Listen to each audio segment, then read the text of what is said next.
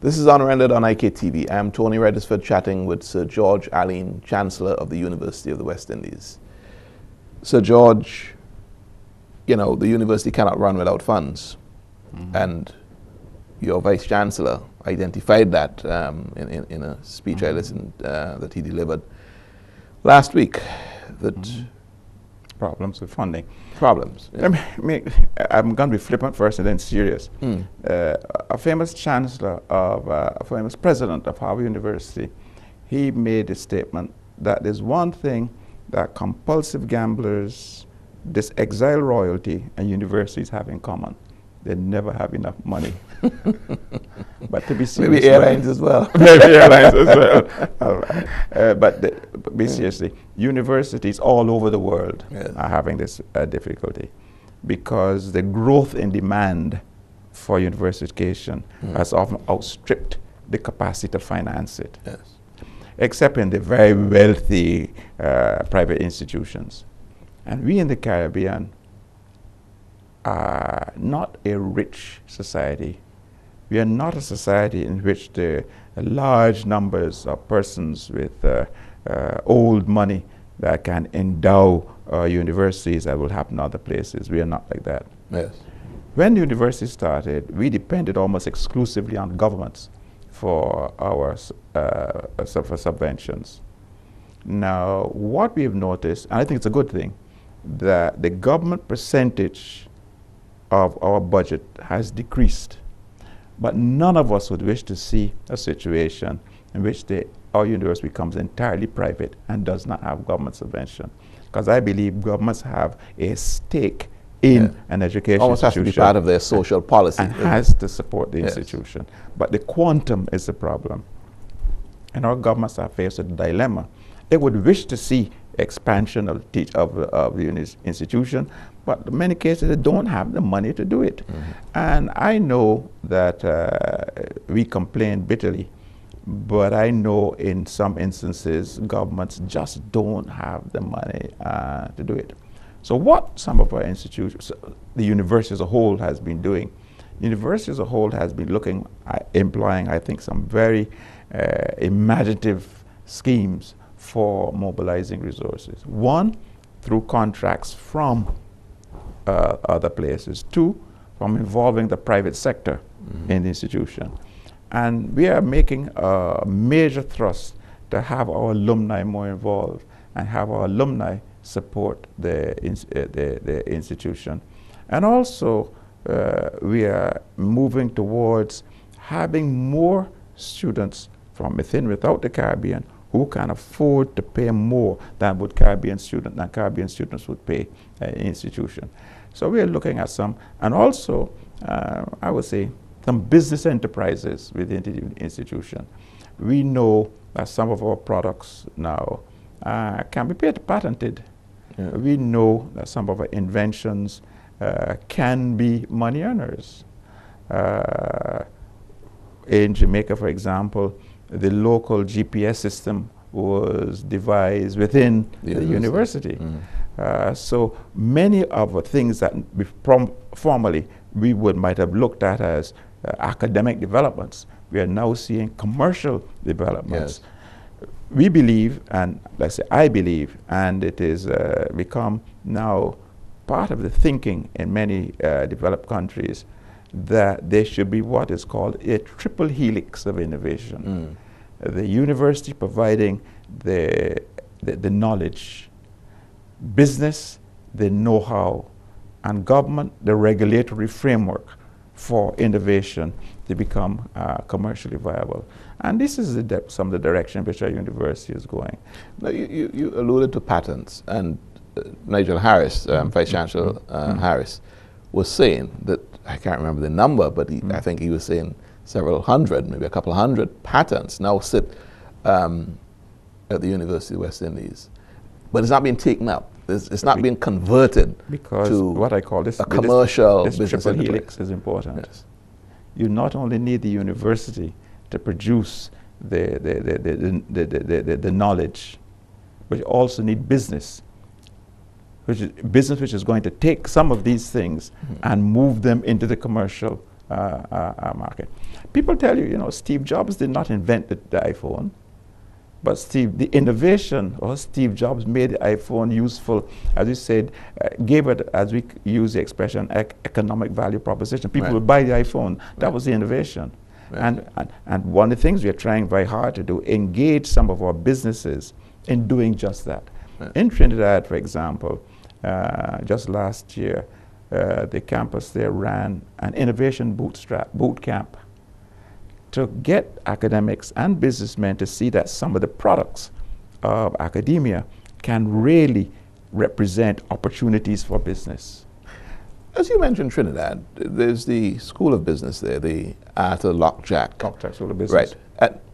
Is that named after him, or is there some private? No, it's named after him. Just named after him. Named after him. Okay. Because I think he was one of the major donors or major movers behind it. Right. It used to be the Institute of Business before. Yeah. I think. A university, if someone were to come along, well, one of the things the university has tried to do is interest entrepreneurs in making the kinds of donations that will allow us to name various things after them. So that's also a way of raising funds.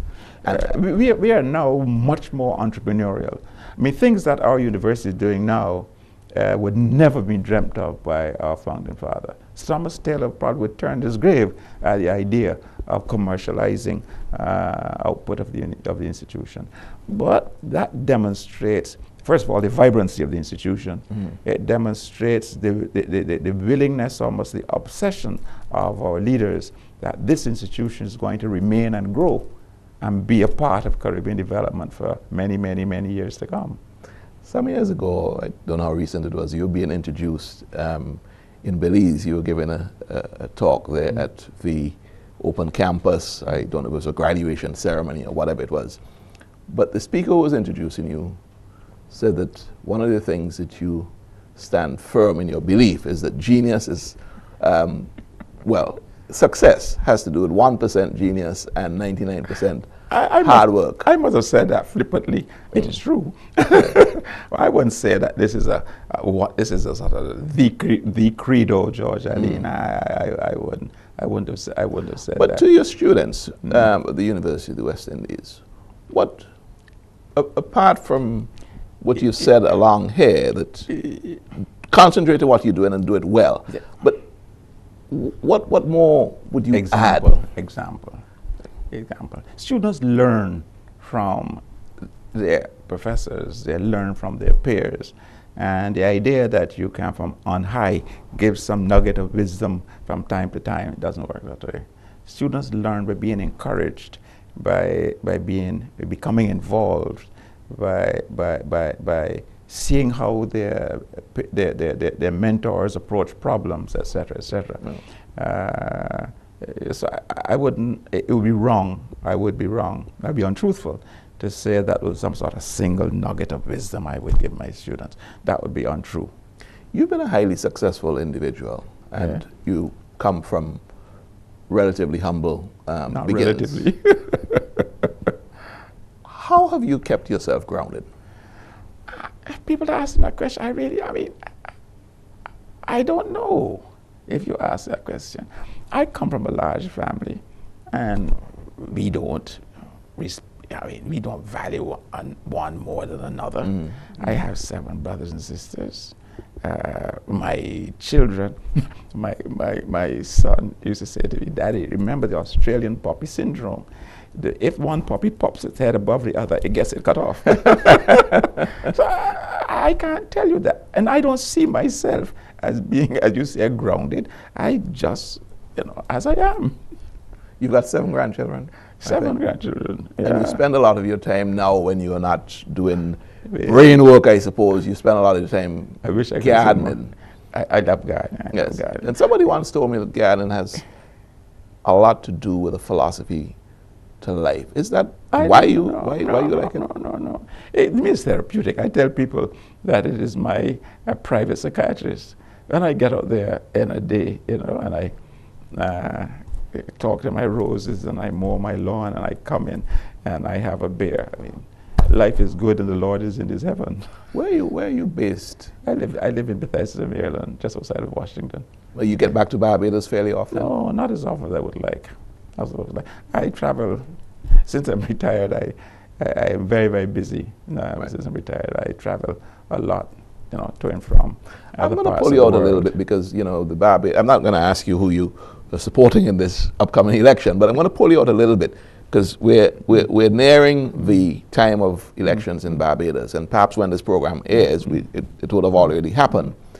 What, from where you sit as Chancellor of the University and being, outside in Maryland, how do you see the politics of the country in terms of the way it has moved forward? Has it, the nature of the politics, has it impeded growth or has it helped growth? It'd be wrong of me to give a comment on that. What I can say is, as a Barbadian, I have been pleased in the fairly civilized way in which Barbadians have conducted their political affairs. That's one of the things that has pleased me most. There is the hype of elections, etc., etc. But Barbados has been fairly civilized in its political discourse. That is what has pleased me. And I think that I have colleagues economists who say that the Barbadian leaders have handled the Barbadian economy brilliantly. Yes. That is beyond my competence, but I have colleagues who claim that. A friend of mine, Courtney Blackman, used to be governor of the central bank. He describes what is the Barbados model, how Barbados managed to keep itself afloat in very turbulent times, and how Barbados managed to prosper even when other places of its size were foundering because of the responsibility of the political class. Yes. And I have to take the word with the economists for it. But from looking from outside, I am pleased at the civility of Barbadian politics. That's the thing that really pleases me. Just to dry out a little bit more, Sir George, the structure of the Barbados society. It's often said that the blacks more or less control the political power, but the old plantocracy, which are the whites, they're the economic power. Is that still correct? Is that changing? Are blacks finding themselves more now up to the level of great riches, and are they controlling economic power? Or is it still? That I don't know. What I'm told is that that is still very much so, although it is changing. I think that I think it's still true that the major economic, the wielders of economic power, majority would belong to the old plantocracy. I think that is fairly true, and which is essentially basically white. But you're finding, I'm told, more and more black entrepreneurs coming along. I don't have the data to really comment on that Yes. on that sensibly. Back to education as we wind down the final moments of this program. Back to education. And again, I'm going to talk about the social aspect of it. It's said that, black families are taught, educate your children. Education is a way out of poverty. Education is a way out of poverty. And then there's a school of thinking that, yes, that's true, but as you educate, you're teaching somebody how to work for somebody else.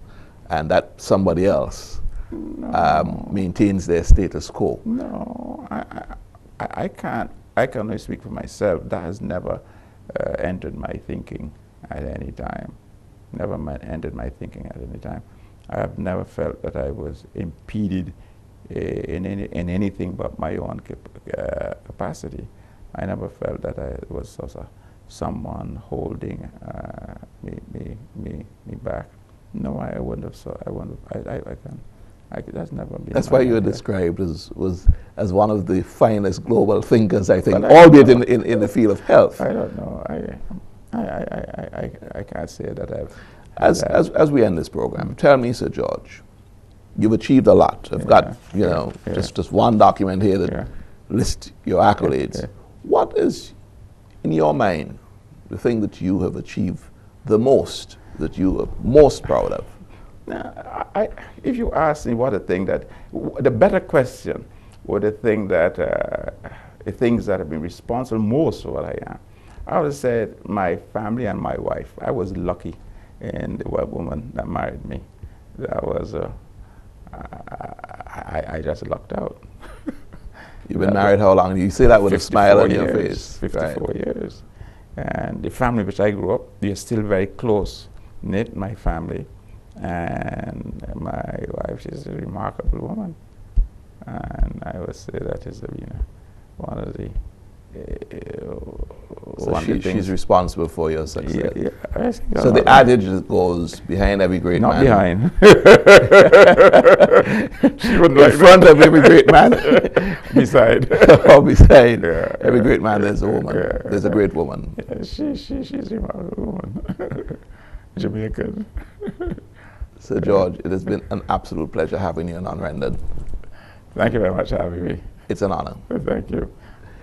This has been another edition of Unrendered. My guest was Sir George Alleyne. He's the Chancellor of the University of the West Indies.